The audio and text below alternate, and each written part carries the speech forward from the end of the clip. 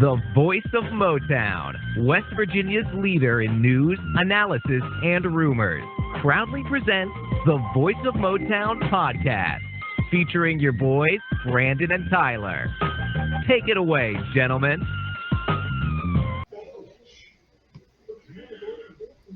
All right, the West Virginia Mountaineers defeat Eastern Kentucky 80-77. This is the Voice of Motown podcast, and I'm Tyler Pepe. And I'm Brandon Cork, and this is a WVU sports podcast by two suffering WVU fans. All right, this was a hard-fought win tonight. Eastern Kentucky started the game making 6 out of their first 9 threes, and they jumped out to an early lead, 12-2. The Mountaineers were resilient, kept chipping away, but, West Virginia only held the lead in this game for less than a total of 5 minutes. So we're very lucky to be walking away with a victory tonight. But they don't ask how, they ask how many, and WVU earns their 5th win. So what are your thoughts on the game?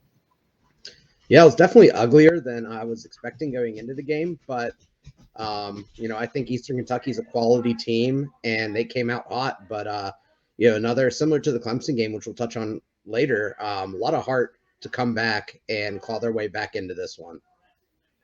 Yeah, 100%. I feel like a majority of Mountaineer fans really underestimated EKU, but credit to them. I mean, they got some nice players. It didn't seem like a fluke the way they were scoring some of those buckets. So they're probably going to have a fun team to watch if you're a fan of EKU.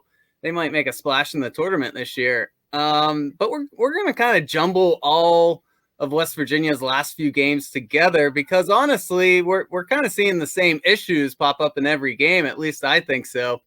So let's kind of touch on the last few games they played.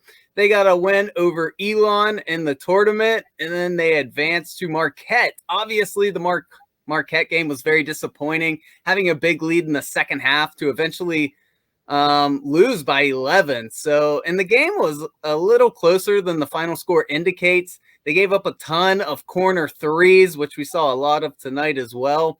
And credit to Marquette, credit to EKU, and all these teams we're playing. They're making these shots, but man, you can't give up that many open quarter threes. But these teams, they just seem to catch fire. However, the Mountaineers responded after that Marquette game with great hustle and a great win over Clemson, and they were trailing by as much as 10 points in the second half of that game. So without a doubt, this team has a lot of heart, but they do have some issues that I feel like they need to correct before Big 12 play. Yeah, definitely. I mean, the interesting thing to me, even though we won pretty handily against Elon, it just kind of highlighted how one-dimensional our offensive game is. Taz Sherman had 27. Sean McNeil had 16. So out of those 87 points, 43, almost exactly half, were from 2 players. And it's tough to win if you're only having 2 guys who can put the ball in the basket reliably. And we saw that kind of reflect into the Marquette game where in the second half, Taz only went 2 for 9 with 3 free throws, and McNeil went 1 for 7 in the second half. So we held Marquette to 37 points, which is only 2 more points than they had in the first half.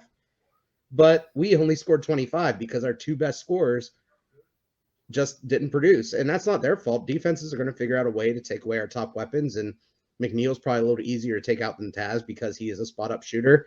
But, if someone has a good shutdown defender, they can put him on Taz. Makes our offense a lot more ugly to watch. So we need guys like Bridges and Curry, like Curry had tonight, step up and figure out ways to create shots for themselves. I mean, Curry tonight had 16 points on, I think, 6 of 8 shooting, all of them attacking the basket. We need more performances like that. We need more guys who can come in and step up in roles like that. And then the Clemson win, I mean, it was just an effort win. I mean, Gabe was the player of the game that game. 7 rebounds, 4 assists, 1 steal, 1 block. We forced 8 turnovers in the past 12 minutes, just getting back to WVU basketball. So that was much more of a defensive win. But I don't think there's going to be too many games where we're going to face a team who we're going to be able to shut down offensively very often. So that offense, that third option, is going to be super important moving forward. Yeah, 100%. And unfortunately, this is kind of just the nature of having a shooting team. You'll have moments of being extremely hot and then moments being extremely cold.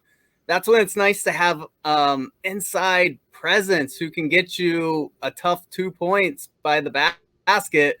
Kerrigan and Polycap's inside defense, it's all right. I feel like, sometimes they get left hanging because of how we double team and pressure.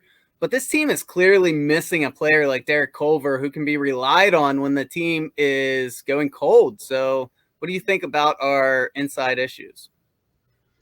Yeah, I think it's definitely, I think one of two things need to happen. So I think you can win without an elite big man, more of kind of like a dunking or a putback guy like Polycap and Gabe and Kerrigan are. If you have someone who's able to attack the paint like Curry did this past game. If you don't have someone who can reliably do that, you need someone who can post up, because then you are solely relying on, long twos and threes like WVU kind of did a lot last year when Culver was getting into foul trouble. So, the perfect player to have right now would be Oscar. I know we don't want to hear that, but he'd be perfect. He would solve the rebounding issues. He was a force scoring inside. He had some moves. And right now we really don't have that guy. Cottrell seems to be the guy who should be able to get there, but he's so young, and that Achilles injury is a tough one to come back from. So you really need to have time to get into the weight room, put some weight on, put some strength on, so you can, develop some movement, take the beating that you get playing in there with other guys who are 250, 260 pounds bearing down on you all game. And you can kind of see with Cottrell, he's only been able to play about a dozen minutes a game so far this year. And, some of that may just be being ready or not, and some of it may just be his body's not ready. So I'm really hoping over the next month, 2 months, before Big 12 play kind of gets into the thick of things, he can figure it out, or we find someone who's able to drive to the basket reliably and open things up for everyone else. Yeah, 100%.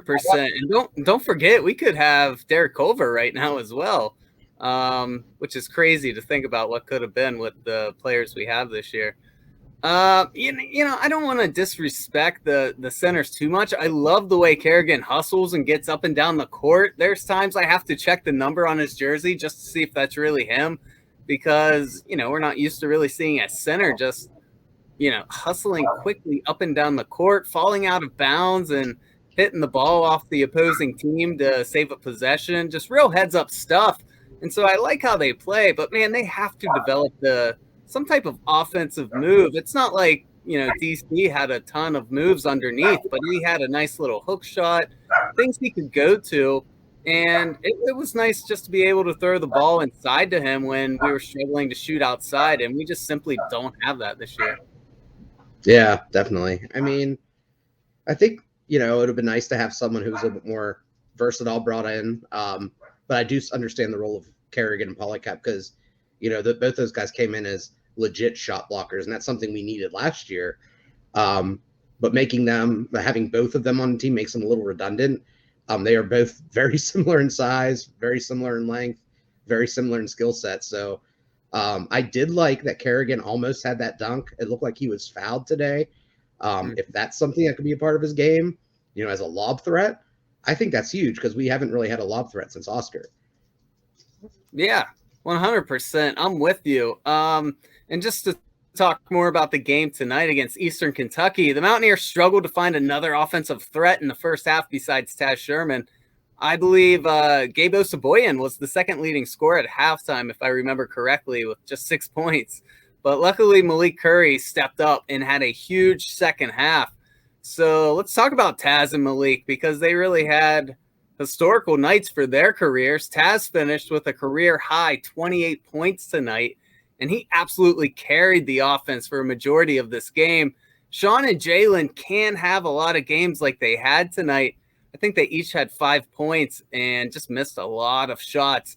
So, everyone's going to have down games here and there. It's just unfortunate they both had one at the same time. But yeah, we really need a you can't have your second and third scorers having down nights like that, or they're not going to win a lot of games in the Big 12 this year. But what do you think about Taz? Without him, we easily lose this game. Yeah, I mean, Taz is someone who I always thought of as, one of the best pure offensive players that we've had. Even coming back to whenever he was being recruited, just, reading his recruiting profile and the numbers he put up in JUCO, he kind of seemed like a guy who you could build your offense around in some way, shape, or form. I mean, he can pass the ball, he gets to the rim, he's crafty, he can make his free throws, hit threes. Something that we haven't really had at the guard position. So it's great to see that, my fandom was accurate in portraying how he would end up becoming. And we were kind of talking during the game about, if the offense gets stagnant, it would make sense to run like a 5-out set with him and have him ISO on people, because I think he has that type of skill set.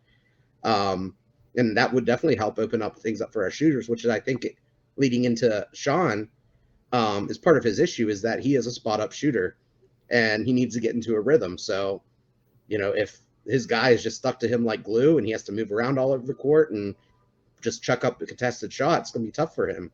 So, if Taz gets going, we get some guys who are able to draw the defense in. It's just going to make his life easier. Yeah.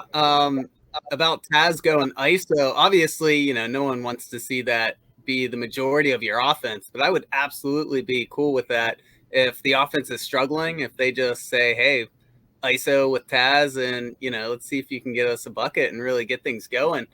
But we were talking a lot at halftime and while watching the game about we need our point guards driving. That opens up everything. And they finally start doing it in the second half. And Malik Curry was the guy who did it. And I mean, he's got such a good skill set to drive to the bucket, because not only can he finish those difficult layups, but that opens up the three so much. So let's talk about his game tonight. He had a great second half, finished with 16 points, which is a career high in a Mountaineer uniform. Obviously, he's had more points, but that's the most he's had since he's been in Morgantown. So I think he can be very special. He's still developing and learning under Coach Huggs. The offense should be more penetration to the basket. Our game plan in the first half seemed to be a lot of deep twos, three-pointers.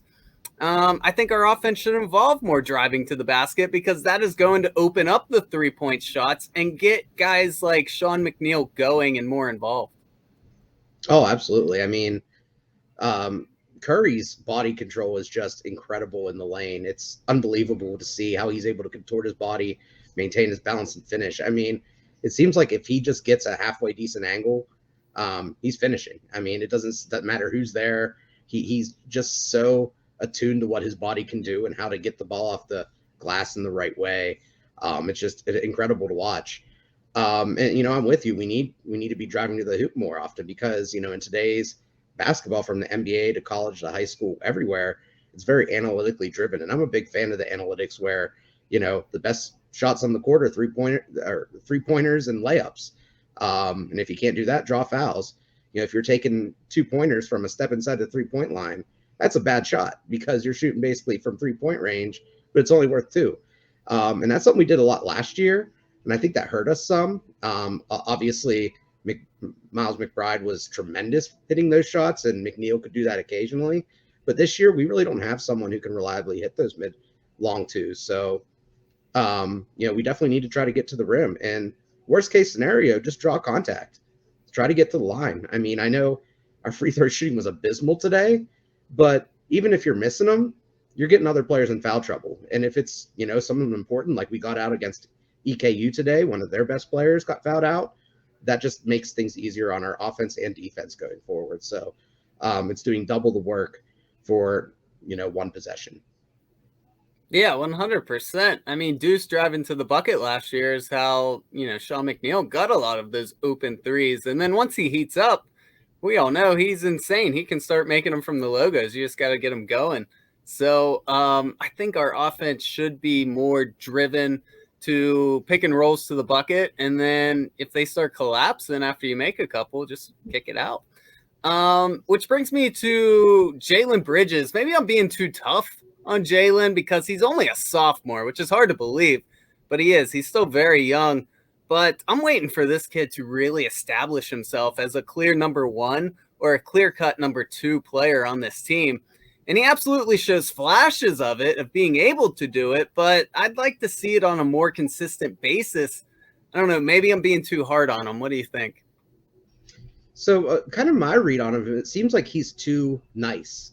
And that's good to have as a teammate. It's not necessarily good to have as one of your leaders. And he kind of seems to respect, Sean McNeil and Taz Sherman's role on the team. So he kind of defers to them when there's times where, he just needs to go out there and try to take over. The one thing that we kind of seen with some of our good wings before is, it's the difference between Issa Ahmad and Deshaun Butler. Deshaun Butler kind of took the reins and said, this is my team. I'm going to go out there and figure out how to score and win games. And it's going to be on me. With Ahmad, he would only come out to play against Kansas, and every other time he was just kind of loafing on the perimeter, despite all the natural talent that he has. Now, Bridges is still young. I'm not saying that Issa is going to be, or not Issa, but Bridges is going to be anything like Issa.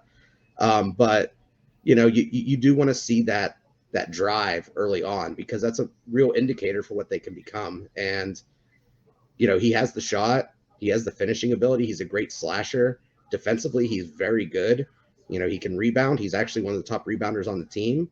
It's just that taking guys off the dribble piece, which he's more than athletic enough to do. You don't have to be, Allen Iverson with the ball. All you have to do is be able to run past that guy, put your shoulder down, and, try to put the ball in the basket. Yeah, 100%. And coming into this game, my thoughts were this team is at its peak when Taz and Jalen are the top two scoring threats, and Sean McNeil's your third guy. After watching Malik Curry tonight, I wouldn't be shocked if he kind of slips into that top two, top three go-to guys that you can put the ball in his hands and rely on him. But yeah, I don't know. Right now, Jalen is the third leading scorer, at least before this game. I'm not sure what the totals for the season are after Eastern Kentucky. But going into the game, he was the third leading scorer with 10.2 points per game. And that's because he had a nice 18-point game versus Pitt. He's had 3 games where he's had 8 or less points. And like I said, he has flashes of greatness. You can see it. He'll make a little move. Just his shot's pretty from 3 when he's open out there. He's got flashes of being a dominant player. I just want to see it on a more consistent basis. But, he is young. Maybe I'm asking too much of him. Maybe we will see that more in his junior and senior year. But on nights like this, it would be great to see him step up and really come into his own. Yeah, and it seemed like Huggins and other people were just talking him up so much. I mean, even when we talked to Culver in the interview that we did with him, he mentioned Bridges and said, he's the guy who's going to break out this year. I mean, the players see it in practice. The coaches are seeing it. The fans, when they go up to the scrimmage games, are seeing it.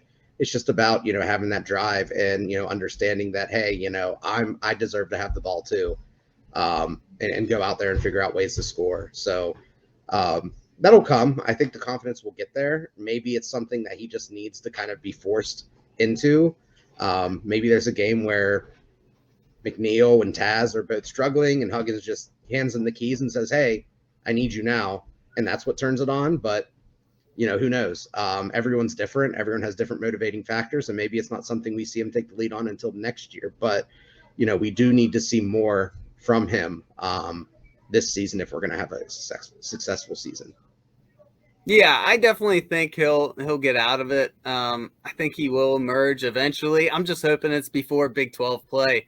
We do, on paper, we have an easy non-conference schedule, but man, it seems like most of these games just come down to the wire. So I'm not sure if it's they're taking advantage of our, struggles that we're having here and there, or if these are just legit teams, because they all seem to be really good shooting teams we're playing against. Something else I wanted to bring up, who do you want to have the majority of playing time at point guard? I guess Curry kind of answered this for me tonight. But how often do you want to see 2 of them on the floor at the same time? For example, Curry running the point while Kobe's shooting guard, or Keddy running the point and Curry at shooting guard.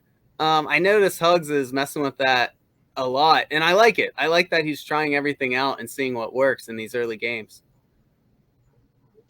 I think it depends So who what do you else is out think? there with him. Like, that's true. Yeah, I think it depends who's out there with them. Like, if you have Curry and Kobe out there with them, you can't obviously have, Taz or McNeil in there at the 3, or have all 4 of them out. I think you're just sacrificing way too much size.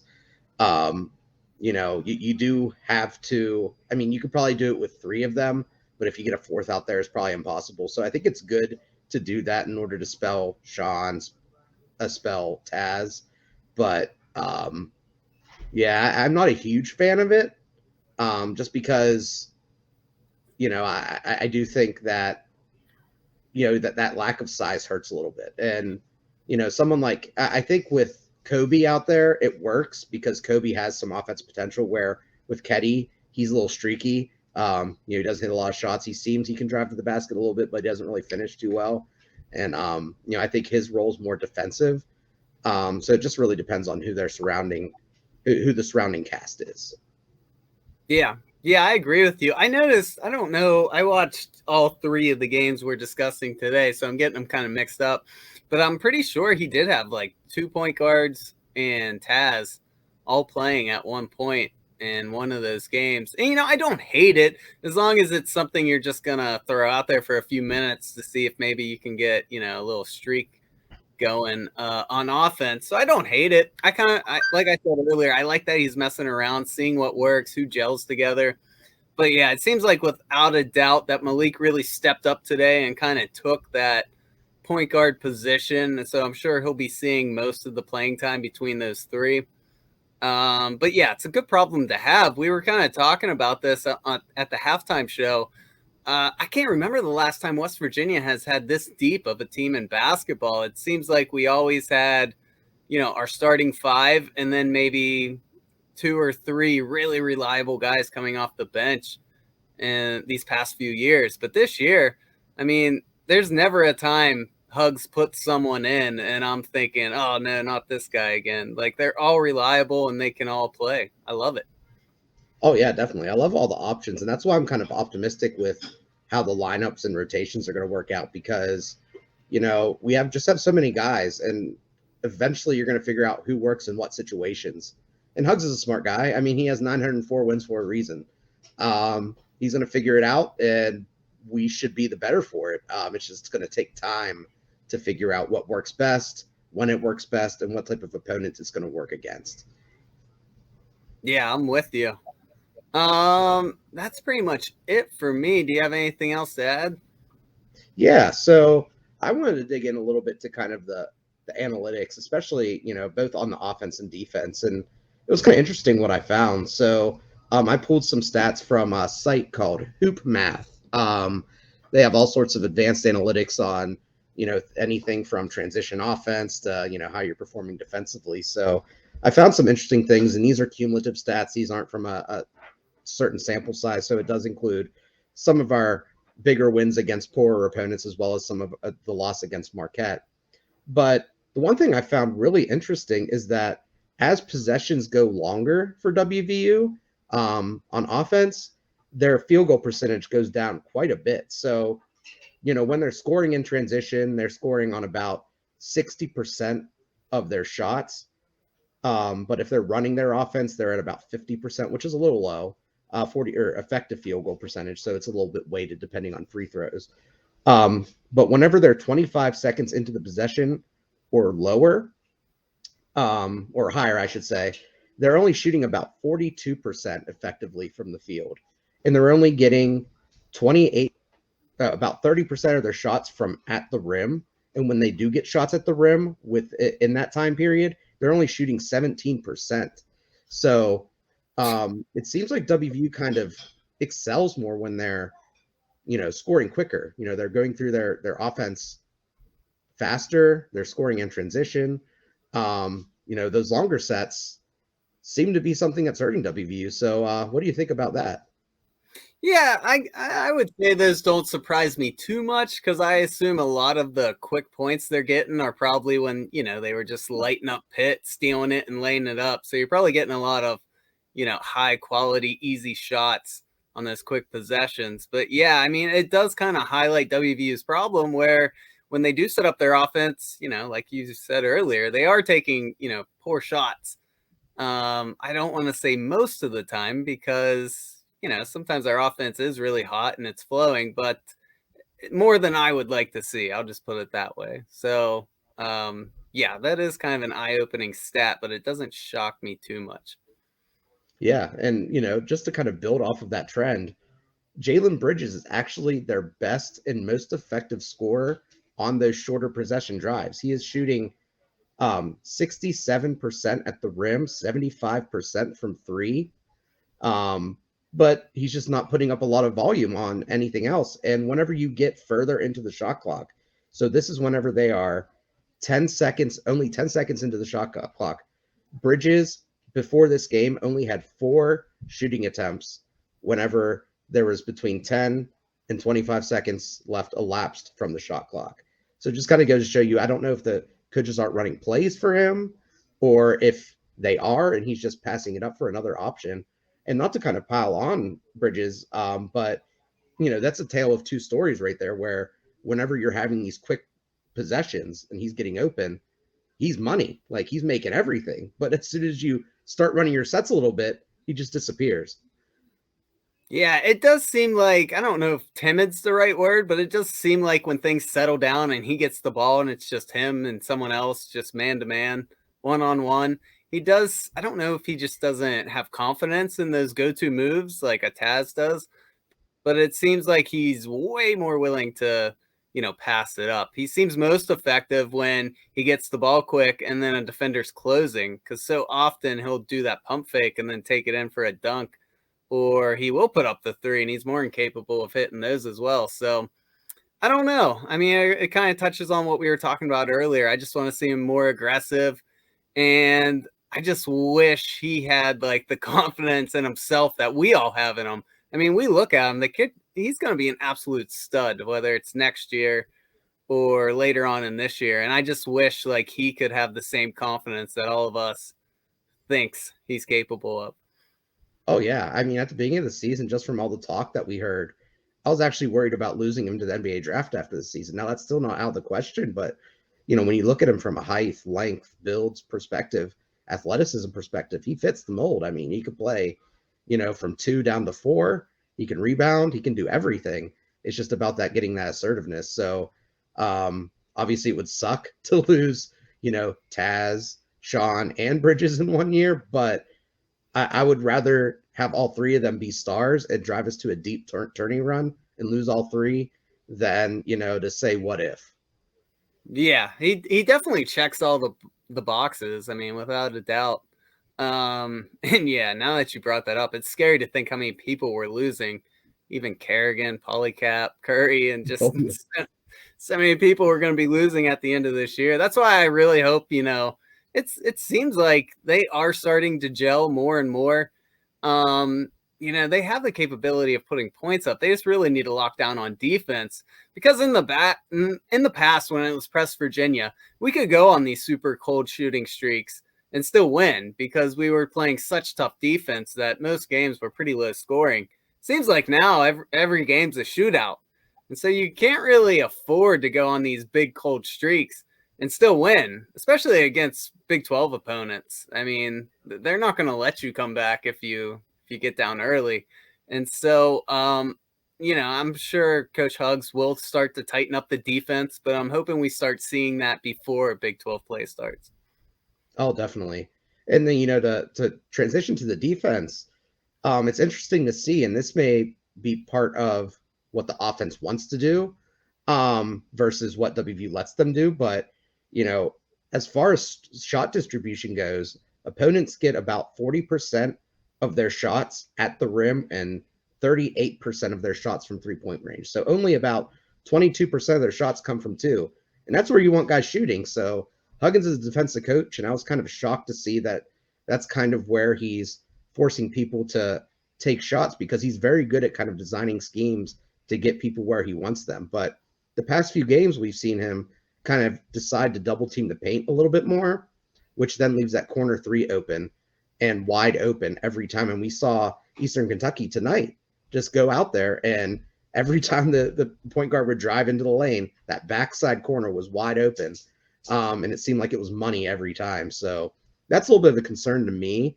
I'm not sure if that's designed by Huggins that way, because that is kind of a tough pass, or, someone's just not rotating over correctly. Yeah, well, like we said earlier, it just seems like these teams we're playing are, they just get hot. Like, they don't miss if they're open. And anytime you're going to be trapping up by the half court line 2-on-1, not unless you do get back really quick, or, hopefully they miss a couple open ones, it is going to hurt you. And it has. I mean, I can't think of too many times any team we've played this year miss an open three from the corner, or from the, not quite the top of the key, but just somewhere between the corner and the top. They seem to be hitting all of them. So I don't know if the game plan is just to hope they aren't heating up and making a lot of those, but that is just the nature of playing trap defense. You're gonna, if the opponent is passing well, they're gonna find someone open. Yeah, and that's why I kind of wonder, like, if we should keep on pressing, because it feels like if you're going to press, Keddy is kind of the best guard to have out there. Taz and Sean aren't really built to do that. So I'd be interested to see if Huggins would ever go back to kind of that 1-3-1 trapping zone that he ran during that tournament run, because that worked. And, it was terrifying for defenses or offenses. Putting Gabe up at the top as opposed to Ebanks, that could be something that's interesting. So it'd be interesting to see if that would be something Huggins would adopt. It seems like as soon as he lost that group of players, he abandoned all hopes of teaching someone the zone again, because they were transplants from that Beeline organization that did run a lot of zones. So it was a lot easier for him to teach that, and Beeline was a great coach of the 1-3-1 and 2-3 zones. Not really Huggins' forte, but it might be something that works better for this team, who has some pretty good size across the board. We don't have anyone who's huge down low, but we have a lot of long, athletic players. Yeah, they are lengthy, and like we talked about earlier, even the big guys are pretty quick on their feet and athletic. The only thing I would say that Huggins probably doesn't like about it is, we all know, the 1-3-1, you don't rebound very well on missed shots. So we don't rebound well now.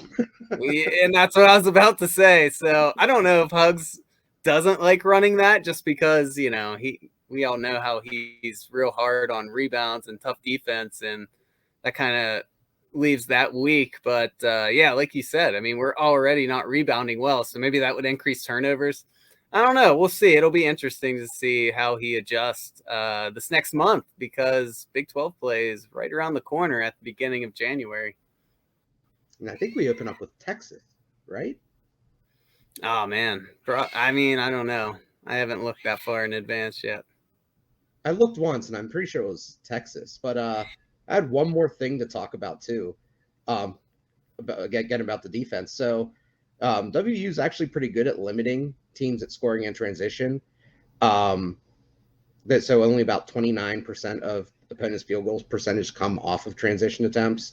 However, the one thing I thought was concerning is that whenever teams have 10 seconds or less on the shot clock, their effective field goal percentage jumps to 62% from about 50%. So 11 percentage points higher that late in the shot clock, which is kind of counterintuitive to, how defenses normally work. If you're shutting someone down early in the clock, it doesn't really make sense for them to get better as you're locking them down later in the clock. So again, that might be a symptom of the trap. Yeah, I would think so, because it does seem like there's a lot of times that when we are playing just straight up man, that the guy gets beat off the dribble heading to the bucket. And then it seems like whoever's covering the corner three normally cheats down, with the clock ticking down. They think, got to stop this guy from an easy layup. And then they just kick it out corner three.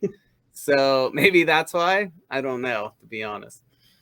Yeah, it's just something that I always thought was, crazy, especially when, you're giving up good shots late in the clock, or you're fouling guys late in the clock. I mean, it seems like things that we've done just as a tradition at WVU, giving guys more time on the clock to create again. And And, obviously Huggins doesn't want that happening. But again, with the players that were playing out there, I mean, Sean McNeil isn't the quickest guard out there. Taz Sherman isn't a lockdown defender. I don't think he's bad. I think he's pretty solid.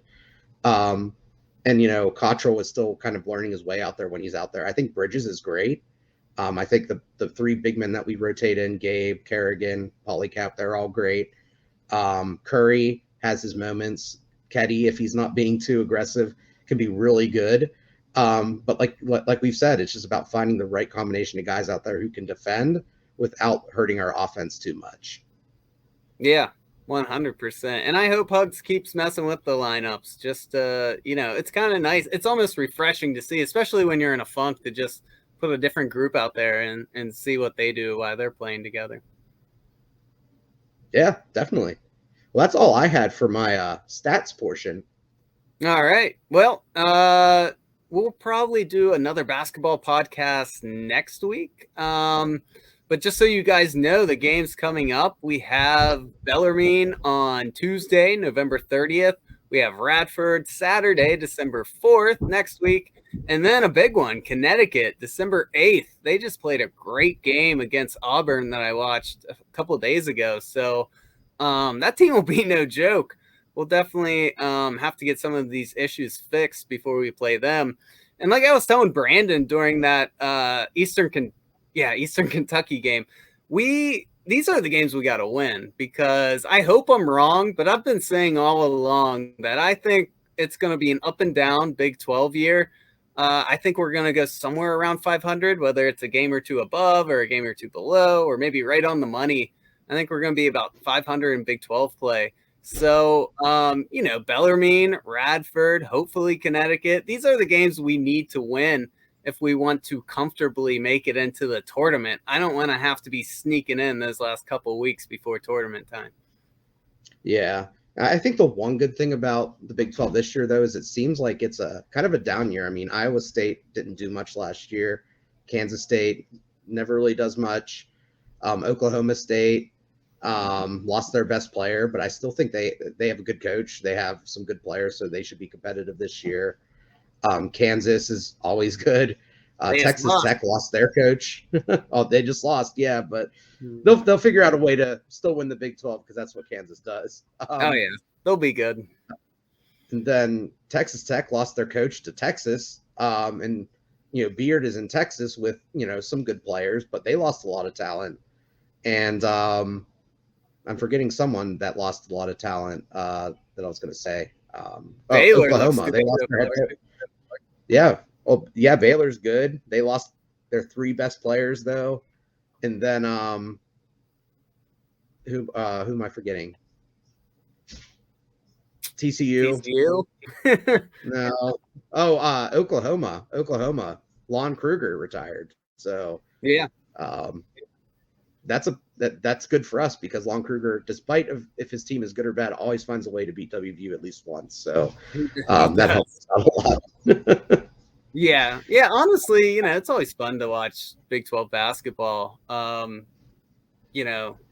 all the complaints people have about WVU going to the Big 12, they do have fun basketball every year. So I have no complaints about being in this conference when it comes to that. Yeah, definitely. I think it's going to be a good year for us, especially if we can fix things, because really the only tough teams, I mean, Oklahoma State, Texas, Kansas, if you can get through the rest of the conference with a 75% win percentage, and, you're in a good spot going into the tournament. You could probably get like a fifth seed, fourth seed. I don't think that's out of the realm of possibility. So I'm excited. I have faith in Hugs. I have faith in this roster. So, yeah. Very excited for the rest of this basketball season. 100%. And, win or lose, this team's going to be fun to watch. I think they're already proven that with just, these Eastern Kentucky, Clemson, Marquette games. They're just fun to watch because they're so streaky and they play hard.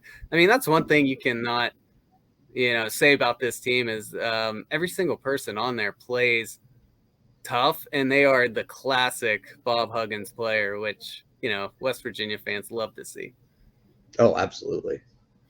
All right, guys. Well, that's it for us. As always, thank you so much for listening. Please follow us on all social media platforms, Twitter, Facebook, Instagram, and then of course follow us on Spotify, Apple Podcasts, wherever you prefer getting your podcasts, so that you know when we're dropping episodes. We'll obviously have a football one next week to wrap up the season and hopefully start talking about bowl season. And then we're going to keep doing them for the basketball season because, it's getting underway and I'm starting to really get into basketball, although it's always depressing for me when football's over. Oh, absolutely. I mean, I feel like we got in a nice rhythm with the football season with how we do things. So we're just kind of learning as we go now with our basketball podcast. This is our first actual recap podcast. So, if you connect with us on social media, be sure to give us some feedback. Let us know what you think, what you like, what else you would like to hear, what else you would like not to hear. And we'd love just to chat basketball with you. Yeah, 100%. We always appreciate feedback, whether it's good, whether it's bad. We're trying to get better. It's not like we do this, professionally. We just do this for fun. So we're always trying to improve, and we will improve. But yeah, we're still trying to work out the format for basketball. But as always, thanks for listening, guys. And that's it for the Voice of Motown podcast. We will catch you next time. Thanks, everyone.